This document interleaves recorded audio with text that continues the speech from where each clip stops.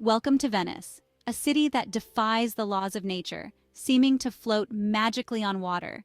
Here, every narrow alley and hidden canal whispers stories of mystery, romance, and adventure.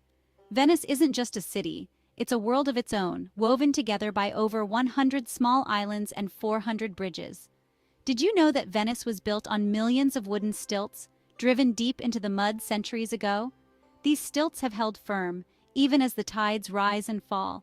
Today we're setting off to uncover the secrets that make this city truly enchanting. And make sure to stay with us until the very end, because we'll reveal a hidden gem that captures Venice's soul in a way you've never seen before.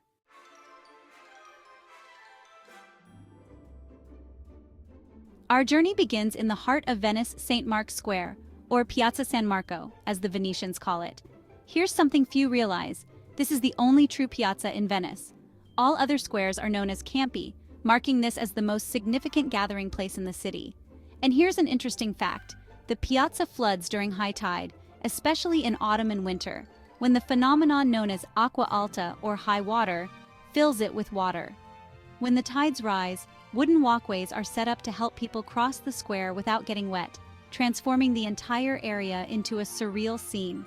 Emperors, merchants, artists, and revolutionaries have all walked these stones, each leaving a mark on Venice's rich history.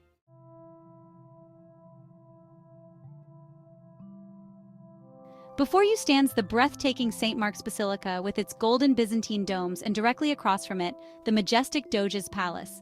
But let's not rush. Every detail here holds a story, just waiting to be uncovered. Take a closer look at the basilica's facade, and you'll see it's unlike any other church in Italy. This isn't just any Italian church. Venetian merchants brought treasures from all over the world to decorate it. Look carefully, and you'll notice mosaics and statues that blend Eastern and Western influences, creating a tapestry of Venice's global connections. For example, the 4 bronze horses on the basilica's terrace were brought back from Constantinople during the Fourth Crusade, a piece of history that speaks to Venice's adventurous and sometimes controversial past. As we step inside, prepare to be dazzled.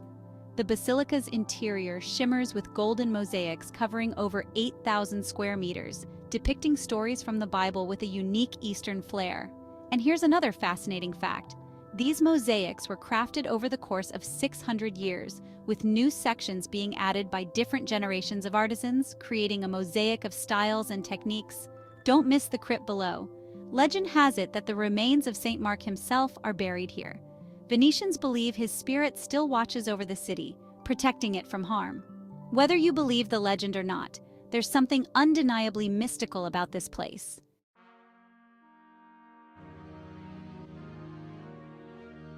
Next, we'll explore the Doge's palace, once the very heart of Venetian power. This was the residence of the Doge, Venice's elected ruler, and the center of Venetian politics for centuries. Walking through its vast, opulent halls, you're surrounded by incredible frescoes and sculptures by masters like Tintoretto and Veronese. These artists were commissioned to depict Venice as a city blessed by the heavens, protected by divine forces. And here's an interesting fact. The Doge's palace was also the seat of the secretive Venetian Council of Ten, a powerful committee tasked with safeguarding the state. This council had vast powers, and its members met in secret chambers within the palace, creating an air of mystery and intrigue. As you cross the famous Bridge of Sighs, which links the palace to the prison, consider its haunting history. They say prisoners would sigh as they took their last glimpse of Venice through its small windows. But Venetian lore has another twist. If you kiss your loved one while passing under the bridge at sunset, your love will last forever. Romantic and bittersweet, this legend adds a touch of magic to Venice's mysterious charm.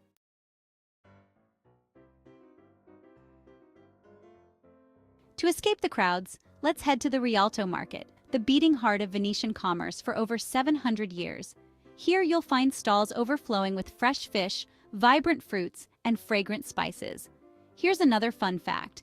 The Rialto area was also Venice's financial center, and in the 16th century, it was home to the world's first official government bond market, making Venice a key player in early financial history.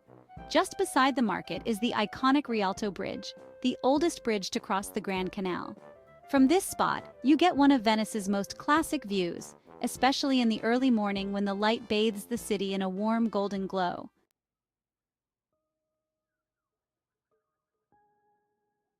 Now, we turn into the Cannaregio district, where history has a quieter, more intimate feel.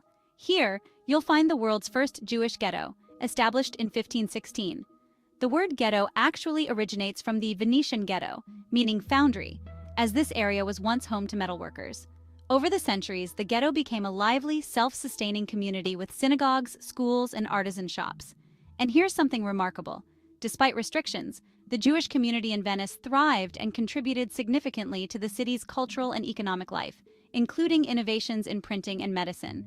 Today, the narrow streets and historic synagogues give you a glimpse into Venice's cultural diversity, often overlooked in the tourist hustle. Cannaregio offers a different side of Venice, one where the pace slows and tradition remains alive.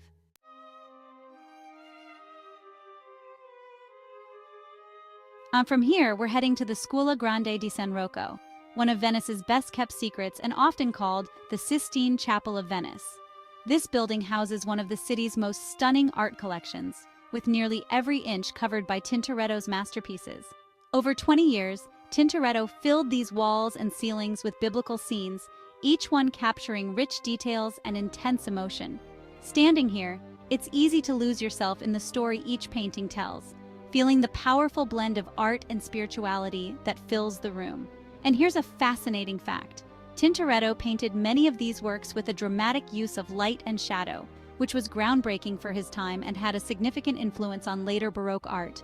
This is the soul of Venetian art, preserved in its most breathtaking form.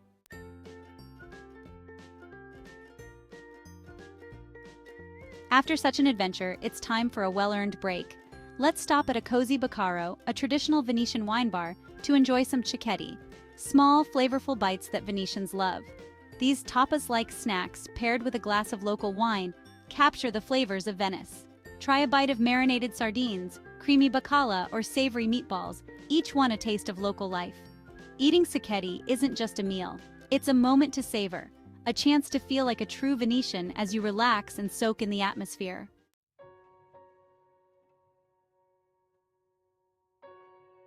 Refreshed, we're ready to continue with a peaceful gondola ride.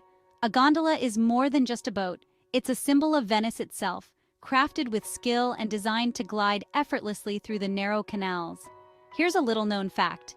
Each gondola is made from 8 different types of wood and built slightly asymmetrical to help the gondolier steer. As we glide along the water, listen to the gentle splash of the oar and the distant murmur of Venetian life. In this moment, it feels like time stands still, as if Venice is revealing her secrets to those who seek them.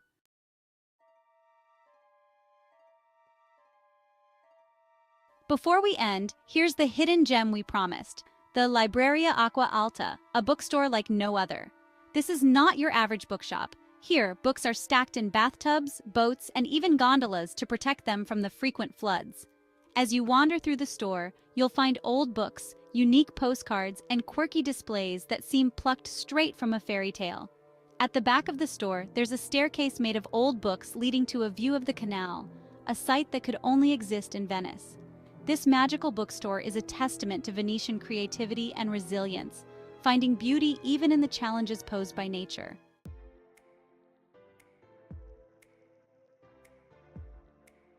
Our journey wouldn't be complete without a visit to the Peggy Guggenheim collection, a world-renowned modern art museum located in Peggy Guggenheim's former home along the Grand Canal.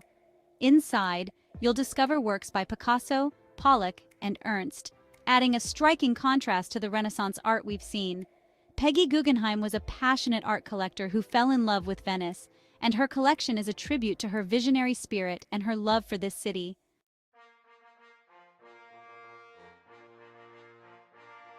Finally, as we step outside, we're greeted by the Grand Canal, the lifeline of Venice. This illiquid highway has witnessed centuries of history, from noble gondolas carrying the aristocracy to merchant ships filled with treasures from distant lands. Today, vaporettos, gondolas, and even private boats navigate the waters, creating a unique harmony that is pure Venice.